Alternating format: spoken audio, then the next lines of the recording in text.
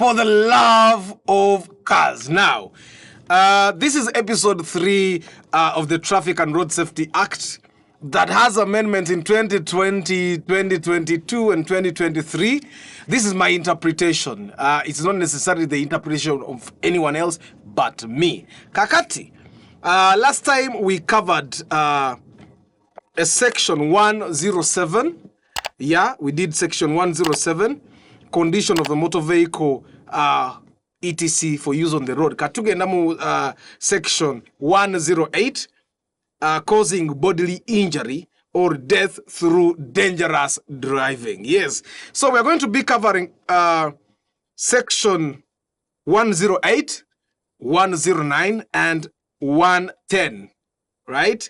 So now section 108 is about causing bodily injury or death through dangerous driving. Now, this means you drive, but in a manner that is dangerous to you and other road users or other drivers on the road.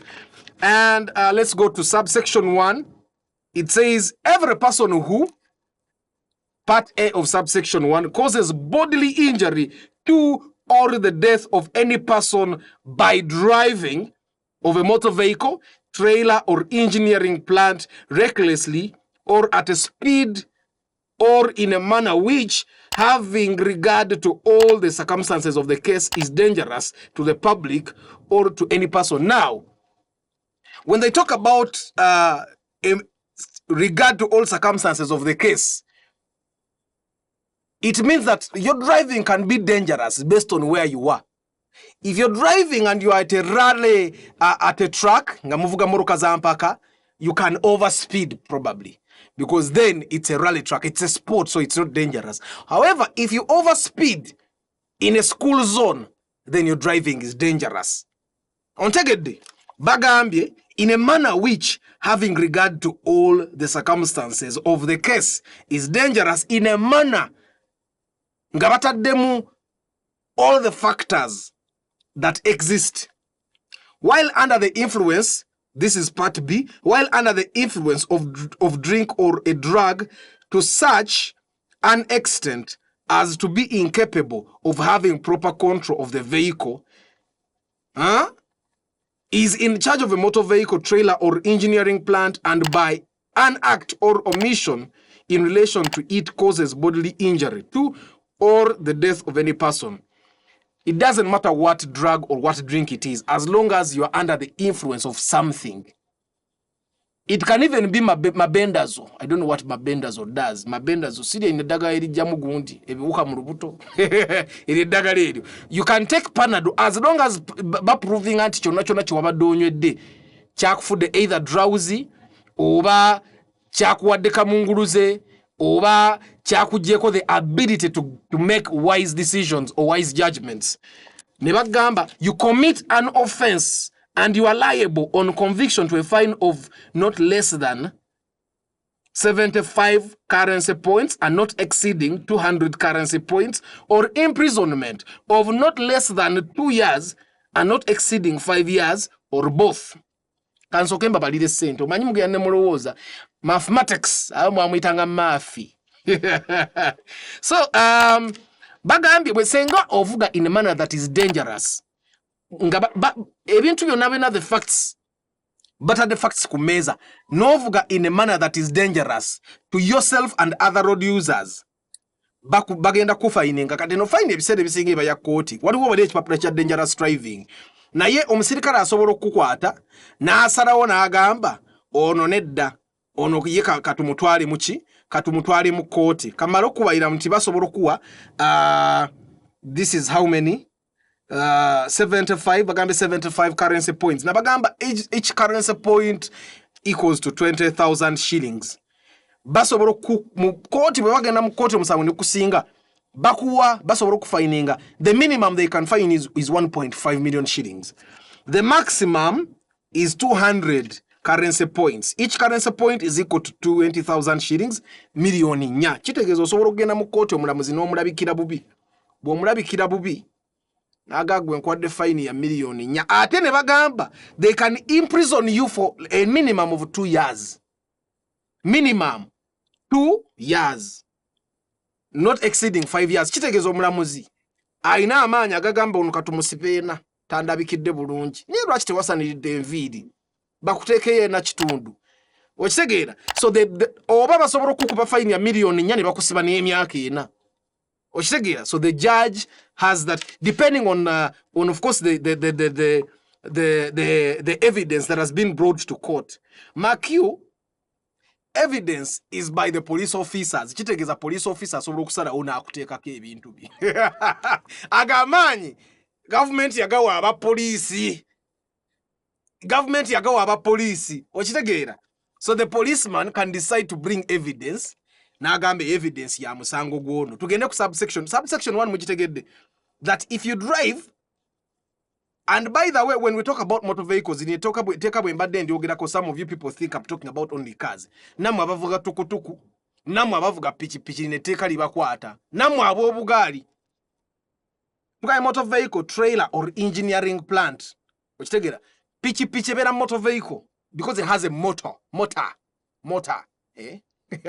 But it has a motor, ne pichipichi nayo motor vehicle, ne tukutuku nayo motor vehicle. Neteeka likwa ne bagamba nti senga ovuga recklessly or at a speed that is dangerous for other people, oba n'ovuga ng'onyweddemu ne bakusimba mu maaso g'omulamuzi bwe bati, fine ey'essente it's between 1.5 to 4 million. Senga gukukka muvi, and I'm telling you gujja kukukka muvi. Waliwo ebintu ebimu by'olina okumanya nti tosobola kuwoza na wa police singa wa police akwata, because it's you versus the people. The people is us.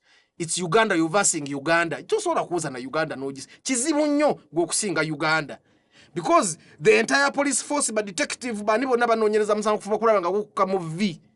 So tonywa waragi nodda ku steering ovuge ate no bagaye fine million emu n'ekitundu obokusiba n'osasula ne fine kitegeeza so okussaayo munda n'otunda n'ebibyo. Tugende ku subsection ebeera subsection 2. The court which convicts a person under subsection 1, and subsection 1 gye tuvuddeko eri, may award to any person injured by the offense or the dependent of any person whose death arises out of the commission of the offense compensation not exceeding 50% of any fine paid by the convicted person in respect of the kati waliwo mu abagenda ne beetegawo emmotoka mbu akutomere antomera alabe antomere omusajja ajja kutomera omanyi kati saidi zonna tulina oziraba ajja kutomera bamutwale mu kooti bamufayininga miliyoni emu n'ekitundu. Bwe bamufayininga miliyoni emu n'ekitundu etteeka ligamba omulamuzi ayina eddembe okugamba ono akusasule 50%. Kitegeeza omulamuzi ajja kumfayininga miliyoni emu n'ekitundu gwonneeteze naawe owa poliisi akuteekemu musango agambe munaye tusaba omulamuzi ono baamukutula okugulu bakuteekeyo nze gavumenti enjiwaakamu ekitundu gwe bakuwa 75. Mweteganya abantu, ndaba abantu abasiru n'agenda ne yeetega mu maaso ga ekirole kale antomere nja kwavuwaza oyavuwazaani. Etteeka mulirabye lino tteeka lyaki?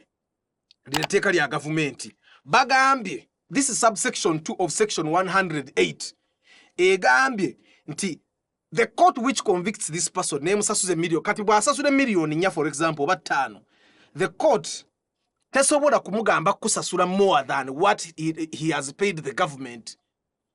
Kati mwetegenga mumanyi kati tudde ne wali ne ku bizimbe nti oli abadde avuga emmotoka neewaba neetomera ekizimbe kyo. Fuba nnyo okulaba nga mubisootingira awo, otherwise okyasobola okgenda mu kkooti ne bakuwa emitwalo 6.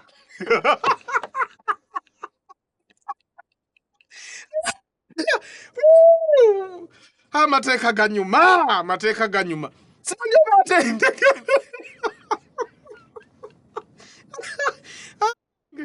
Mukama Katonda bano abasajja bakola amateeka gano tebalina kisa. Okiwulidde tuli mu section 108 subsection 2 egambye senga omuntu ajja n'atomera ekikomera kyo, bw'atomera ekikomera kyo ekooti n'emufayininga n'emusibayo emyaka emeka 2 n'emufayininga n'akakadde kamu n'ekitundu akwezo zigenda mu kofa za gavumenti ziba zizo.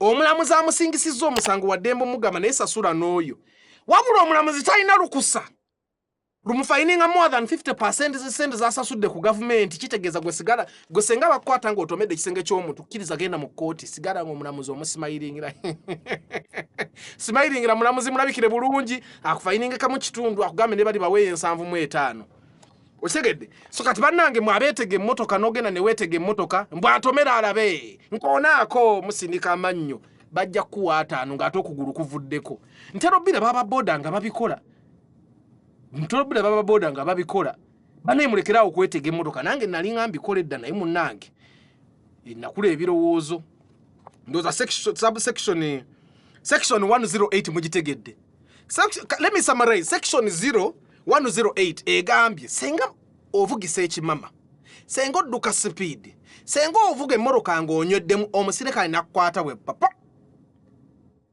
nakuteka mu kooti nga takubye ekipapula because omusirikale ayina obuyinza obukwata n'asalawo kaba kusibe gogende mu kooti n'atakuwa kipapula ng'alaba g'osussizza because omusirikale akusobola okukwata ku lwokuna luno ng'otamidde nakukwata ku lwokuna olujja ng'otamidde n'agamba naye ono akisussizza agende mu kooti seeza bw'onoogenda mu kooti a judge can fine you n'akusibisa n'akufininga emiliyoni 1.5 paka ku 5 naye bw'amala okufayininga ssente ezo waddembe n'ogamba naye oba omulamuzi oba omusirikale najja naawe obujulizi n'agamba nnyabo omulamuzi omusajja ono ayitirizza okunywa era abasirikale mbakwate bulungi nnyabo omulamuzi omusajja ono ayitirizza okunywa he drinks a lot kano ka subsection njagala nnyo mukategeere mmwe abakolera ku makubo mmwe abasala ennyo amakubo mmwe ababeera ennyo emmotoka we zisambulira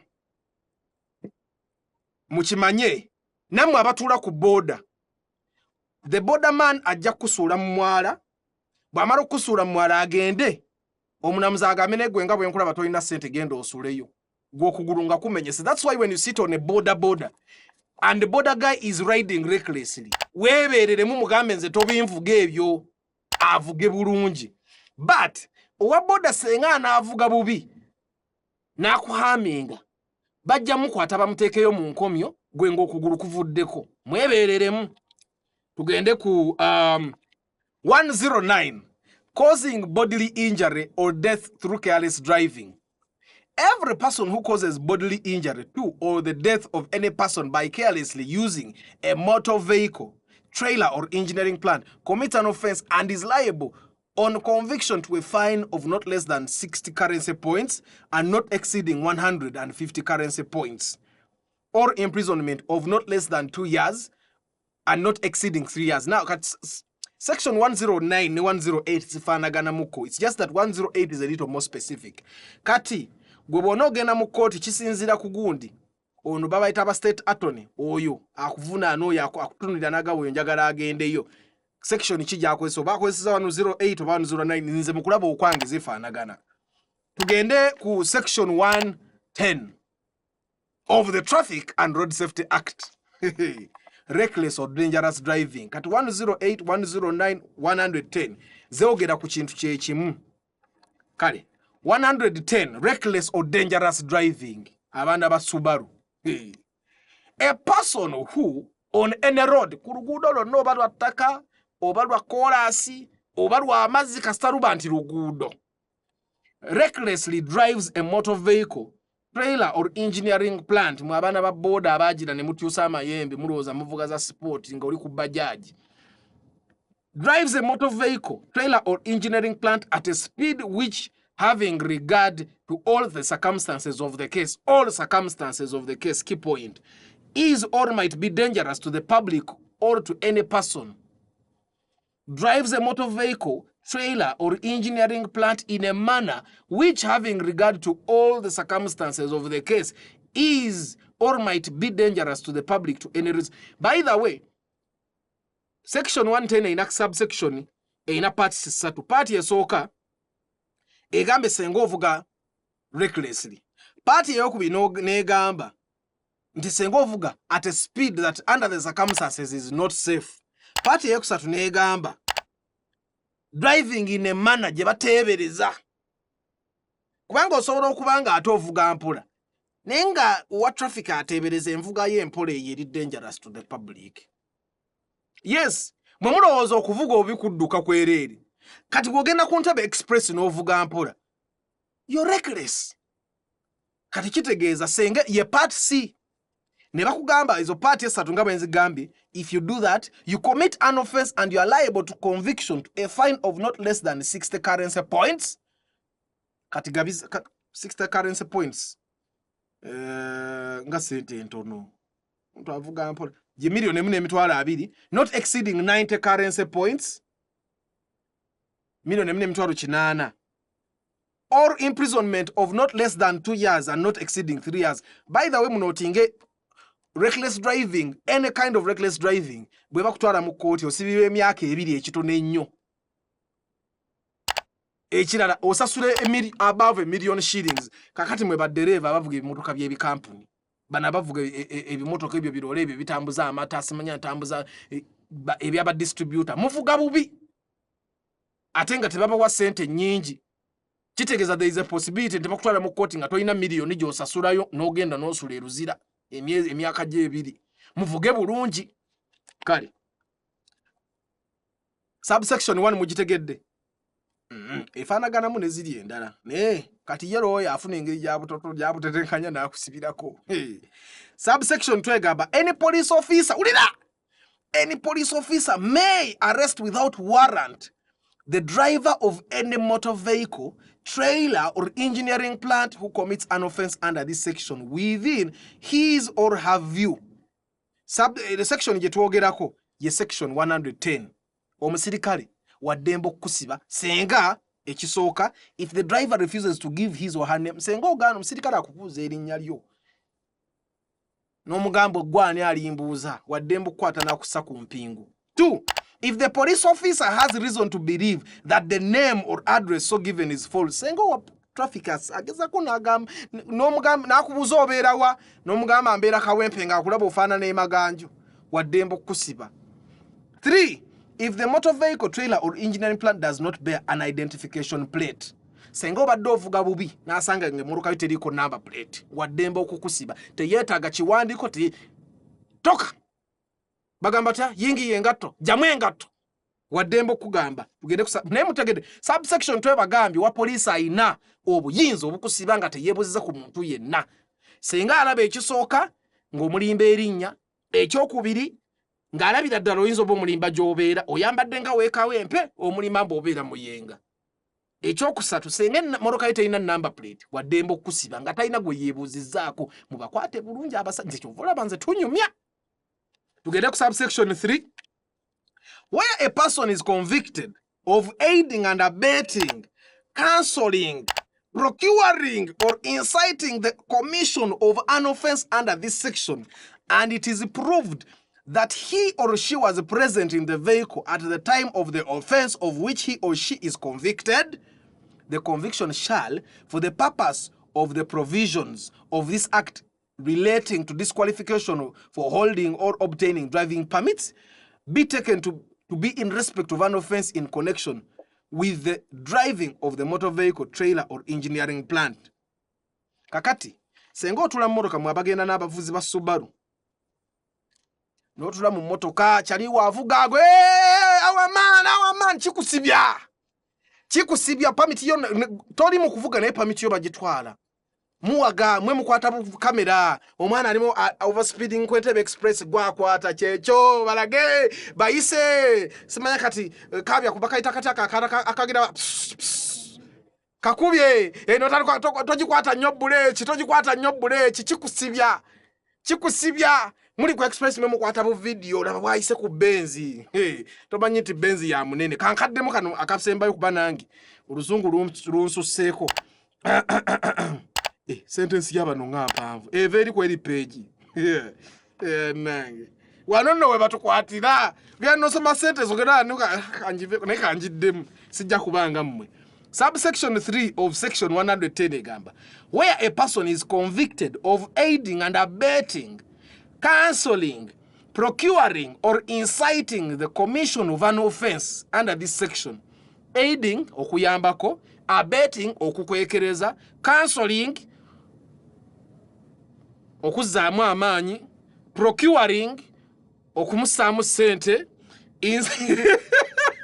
inciting okupikaapika. the commission of an offense mu section 110 senga okukwatibwa ng'oyambako owikkirira osaamu amaanyi osaamu ssente opikaapika kikusibya mwababeera ku street omwana ali mukola ababakola enchungwa mugenze wali ku Old police station okuba enchungwa bajja basanga nga muli ebbali mwenna mukuba engalo